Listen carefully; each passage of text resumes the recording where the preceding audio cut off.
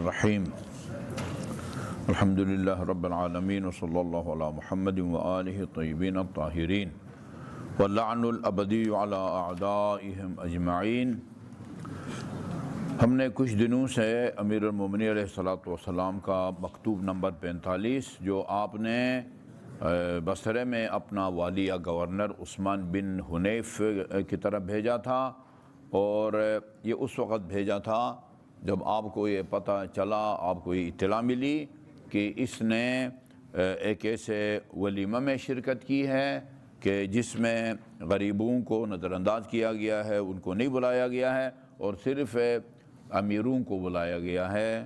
تو آپ کہہ سکتے ہیں کہ اس پورے جو خطبے کا خلاصہ ہے وہ غریب پروری کی جو ہے نا وہ تاکید ہے۔ اول سے لے کر آخر تک آپ دیکھیں گے کہ اس میں ایک جملہ تھا امیر المومنین کا کہ اقنع من نفسی بان یقال امیر المؤمنین ولا اشارکہم فی مکارہ الدہر، کیا میں اسی میں مگن رہوں، یعنی اسی بات پر خوش رہوں کہ مجھے امیر المومنین کہا جاتا ہے، مگر میں زمانہ کی سختیوں میں مومنوں کا شریک اور ہمدم اور زندگی کی بدمزگیوں میں ان کے لیے نمونہ نہ بنوں۔ اور ایک شعر کو کوٹ کیا تھا، یہ شعر اپنا نہیں ہے، آپ کا کسی کا شعر نقل کیا ہے۔ وَحَسْبُكَ دَاعًا أَن تَبِيتَ بِبِطْنَةٍ وَحَوْلُكَ أَكْبَادٌ تَحِنُّ إِلَى الْقِدِّ، تمہاری بیماری یہ کیا کم ہے، یعنی تو اپنے آپ کو صحت مند سمجھتا ہے اور در حقیقت تیرے اندر یہ بیماری پائی جاتی ہے جسے تو بیماری نہیں سمجھتا۔ کیا تمہاری یہ بیماری کم ہے کہ تم پیٹ بھر کر لمبی تان لو اور تمہارے گرد کچھ ایسے جگر ہوں جو سوکھے چمڑے کو ترس رہے ہیں۔ یہ پورا جو ہے نا اس میں سے کوئی ٹکڑا ہم مختلف مناسبتوں سے بیان کرتے رہتے ہیں، لیکن ابھی انہی دنوں میں ہم نے اس پورے خطبے کو تقریباً وہ آخری حصہ ہم پڑھ رہے تھے جس میں آپ نے دنیا سے خطاب کر کے فرمایا اعذو بی انی، مجھ سے دور ہو جا، دنیا سے کہا مجھ سے دور ہو جا۔ کل میں نے عرض کیا کہ دنیا اور مال دنیا یہ کبھی قابل تعریف ہے، اور اسی مال دنیا کے ذریعے انسان جنت کماتا ہے، اور اسی مال دنیا کے نتیجے میں انسان جہنت کا حقدار بن جاتا ہے۔ مال دنیا کما کے اس میں سے حقوق اللہ حقوق الناس کو ادا نہ کرو، یہ تو قرآن کی آیت ہے، ھذا ما کنزتم، روز قیامت ان کو جو ہے نا وہ لوہے کے زنجیر یا توق پہنائے جائیں گے اور کہیں گے یہ وہی مال ہے جو تو نے جس کی تو ذخیرہ اندوزی کرتا رہا اور اس میں سے تم نے خمس نہیں دیا، زکوٰۃ نہیں دی اور حقوق اللہ حقوق الناس کو ادا نہیں کیا۔ کبھی یہ نعمت بنتی ہے یہ دنیا اور مال دنیا، اور کبھی وبال جان۔ فواللہ، اچھا خدا کی قسم میں تیرے قابو میں آنے والا نہیں، دنیا سے کہتے ہیں میں تیرے قابو میں آنے والا نہیں کہ تو مجھے ذلتوں میں جھونک دے، اور نہ میں تیرے سامنے اپنی باغ ڈور ڈھیلی چھوڑنے والا ہوں کہ تو مجھے ہانکا لے جائے، جدھر چاہے تجھے مجھے ہانک کے لے جائے۔ میں اللہ کی قسم کھاتا ہوں، میں اللہ کی قسم کھاتا ہوں،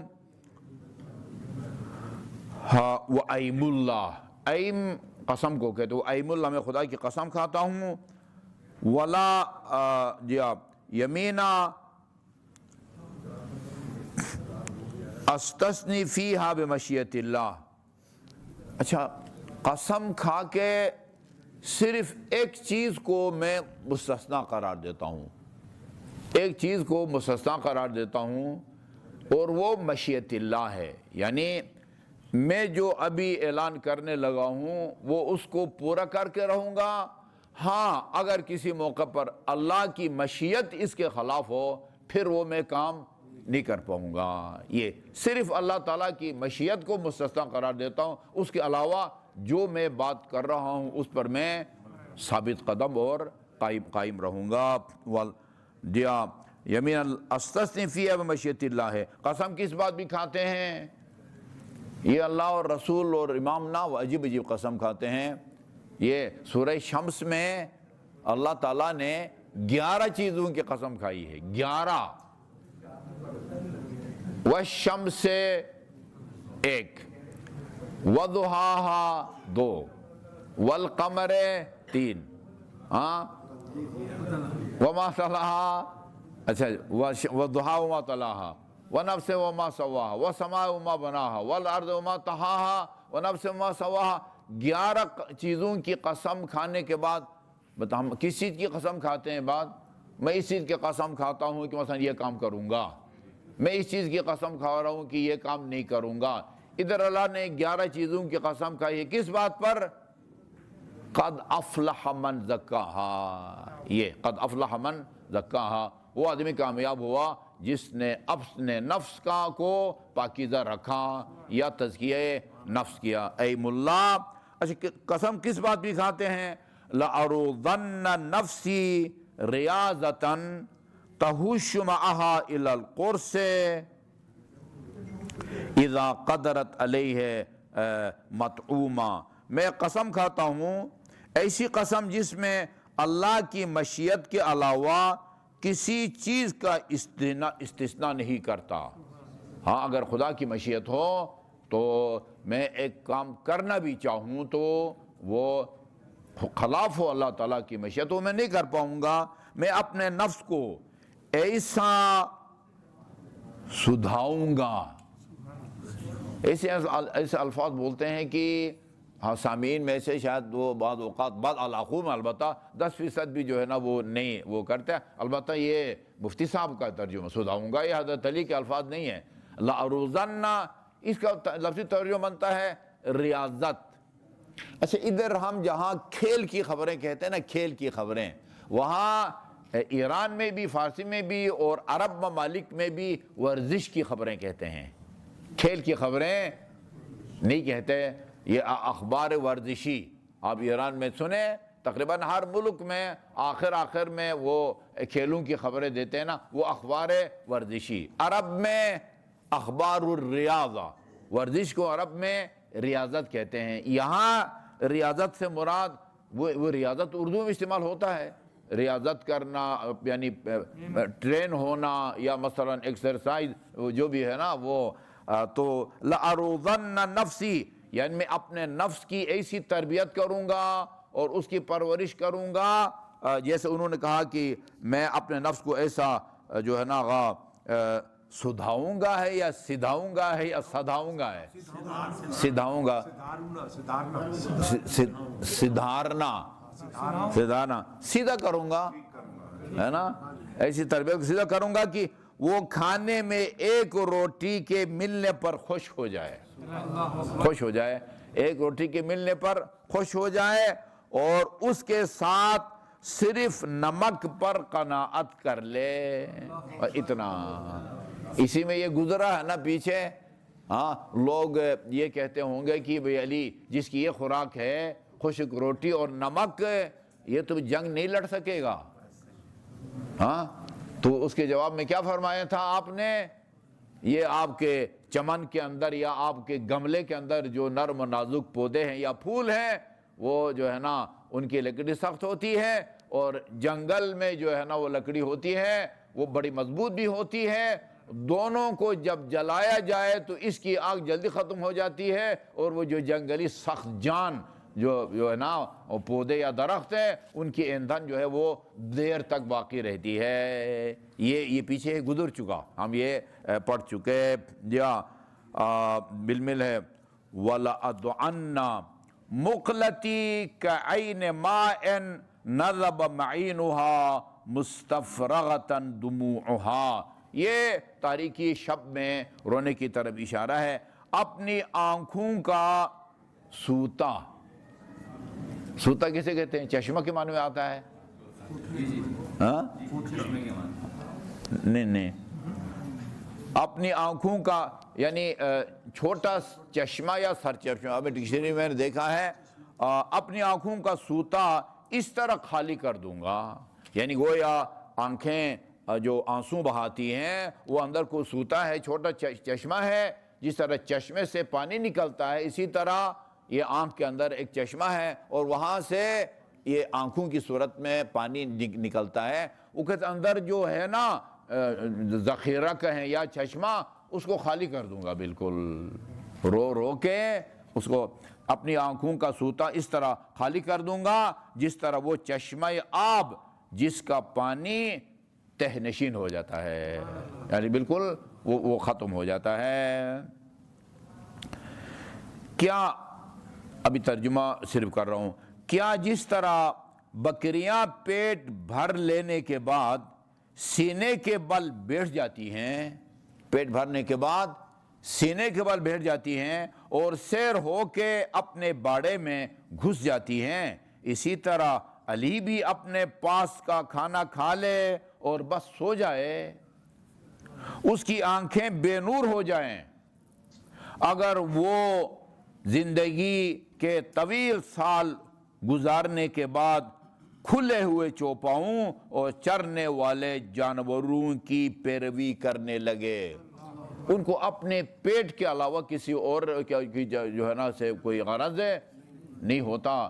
وہ پہلے بھی میں آپ کو سنا چکا ہوں، غالباً یہ یا علی ابن یقطین کا یہ واقعہ ہے یا کسی اور کا واقعہ ہے، جو ہر سال بیت اللہ کے حج کے لیے جاتے تھے، ایک سال اس کی وہ سواری جس پر وہ سوار ہو کے جاتا تھا مر گئی، اونٹ یا گھوڑا یا خچر گدھا، اس زمانے کی گاڑیاں یہی ہوتی تھی، سب سے قیمتی جو گاڑی ہوتی تھی وہ گھوڑا ہوتا تھا، اس کی نسلیں ہوتی تھی اور ہر نسل کی کوئی نہ کوئی خصوصیت ہوتی تھی، اس کے بعد اونٹ ہے، پھر خچر ہے اور پھر گدھا۔ ہمارے آخری نبی حضرت محمد مصطفیٰ صلی اللہ علیہ وآلہ وسلم گدھے پہ سوار ہو گویا صحابی کو بھی سوار کرتے تھے، اکیلے بھی سوار نہیں ہوتے تھے، یہ مر گئی۔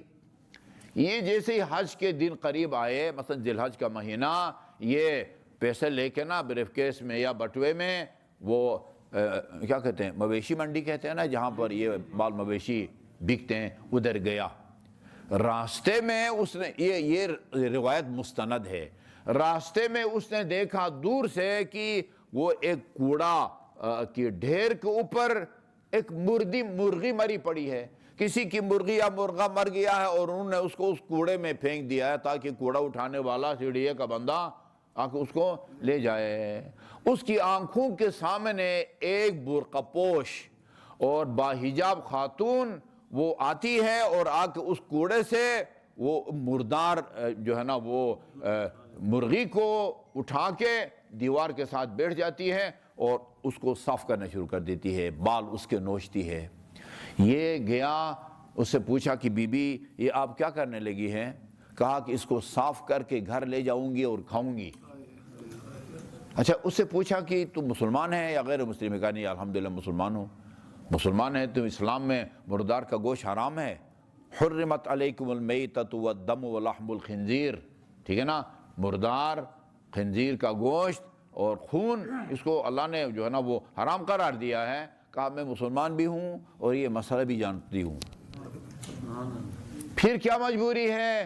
کہا کہ آپ جائیں، آپ اپنا کام کریں، ٹھیک ہے نا، مجھے اپنا کام کریں، میں اپنی شرعی ذمہ داری کو سمجھتی ہوں۔ یہ اس کا نا وہ تجسس بڑھ گیا، معلوم کروں کہ یہ کیا معاملہ ہے، کیوں مردار کا گوشت کھانے پر مجبور ہو گئی ہے۔ جب اس نے کوریدا نا، کہا کہ اصل بات یہ ہے کہ میں ایک بیوہ سیدانی ہوں، میرے گھر 3 بچیاں ہیں، ہمارے فاقوں کا 3را دن ہے، میں اس نتیجے تک پہنچی ہوں کہ اگر میں نے اس میں سے نہ چند بوٹیاں نہ کھائیں اور میں نہ کھلاؤں اپنی بیٹیوں کو تو ہماری جان کو خطرہ ہے۔ اس نے کیا کیا؟ وہ جتنے پیسے سواری کے خریدا کے لیے لے کے گیا تھا نا، وہ سارا کا سارا پیسہ اب وہ گھوڑے کی قیمت لے گیا تھا، اونٹ کی لے گیا تھا، خچر کی لے گیا تھا، گدھے کی اس خاتون کے حوالے کر دیا اور سوچا کہ بھائی بس اس سال کا حج یہی ہے، ٹھیک ہے جی۔ اچھا، وہ اس سال ناغہ ہو گیا، حج نہیں کر سکا، جو آدمی ہر سال حج کے لیے جاتا ہے نا، جس سال ناغہ ہو بڑا وہ بوجھ محسوس کرتا ہے اپنے اوپر۔ حج کا سیزن شروع ہوا، لوگ گئے اور حجیوں کی واپسی شروع ہو گئی، فلائٹیں، آج کل کے زمانے میں واپسی کی فلائٹیں شروع ہو گئی۔ اچھا، مستحب ہے کہ حجی جب حج کر کے آئیں آپ اس کے گھر جائیں، ملیں، وہ آپ کو مدینے کی کھجور کھلائے گا، آپ زمزم پلائے گا۔ میں نے روایت پڑھی ہے، اگر آپ نہ کسی حج کر کے آنے والے کے لبوں کا بوسہ لیں، اللہ آپ کو حجر اسود کو بوسہ دینے کا ثواب دیتا ہے۔ یہ لوگوں کے گھر گئے حجیوں سے ملنے کے لیے، اس کو جسے کہتا ہے نا حیرت کی انتہا نہ رہی۔ وہ کوئی دوست کہتا تھا ہم نے آپ کو جو ہے نا وہ جنت البقیع میں دیکھا تھا، کوئی کہتا ہے ہم نے آپ کو جو ہے نا وہ شیطان کو کنکریاں مارتے ہوئے دیکھا ہے، کوئی کہتا ہے میدان عرفات میں، کوئی طواف کے دوران۔ یہ پریشان ہو گیا کہ کیا بات ہو رہی ہے۔ روایت کے آخری حصہ یہ ہے کہ جب اللہ تعالیٰ نے دیکھا کہ اس بندے نے نا وہ حج کی سواری کے سارے پیسے اس خاتون کے حوالے کر دیے ہیں، بیوہ سیدانی کے، اللہ تعالیٰ نے اس کے ہم شکل فرشتے کو پیدا کیا اور اس کے ذمے لگایا کہ تو یہ ہر سال یہ جائے آئندہ یا نہ جائے، تو ہر سال جا کے اس کی طرف سے بیت اللہ کا حج کرے گا، ہر سال۔ یہ مال دنیا انسان کو اس مقام تک پہنچاتا ہے۔ مال دنیا اگر اس کو وہ وہاں نہ خرچ کرے جہاں خرچ کیا جاتا ہے، بلکہ اس کے اندر جو حقوق اللہ ہے ان کو ادا نہ کرے، یہی مال دنیا، یہی پیسہ، یہی سونا چاندی روز قیامت جو ہے نا وہ آتشی جو ہے نا وہ توق بن کے اس کے گلے میں وہ جو ہے نا وہ ڈالا جاتا ہے۔ اور اگر یہ اس راہ میں خرچ کر دے تو یہی اس کو جو ہے نا اڑا کے جو ہے نا وہ جنت کے اعلیٰ درجات تک جو ہے نا پہنچاتا ہے۔ پس مال دنیا نہ ہر وقت قابل تعریف ہے، نہ ہر وقت اس کے ذریعے جنت کماؤ تو وہ نعمت ہے، اس کے ذریعے اگر جہنم میں جاؤ جنت کے مقابلے میں آتا ہے نقمت۔ نعمت کے مقابلے میں کیا آتا ہے؟ نقمت۔ مال دنیا کبھی نعمت ثابت ہوتا ہے اور کبھی نقمت اور وبال جان۔ اللہ تعالیٰ تمام مومنین کو حلال ذریعے سے کما کے حلال راہ میں خرچ کرنے کی توفیق عطا فرمائے۔ اللہم صلی اللہ محمد و آل محمد۔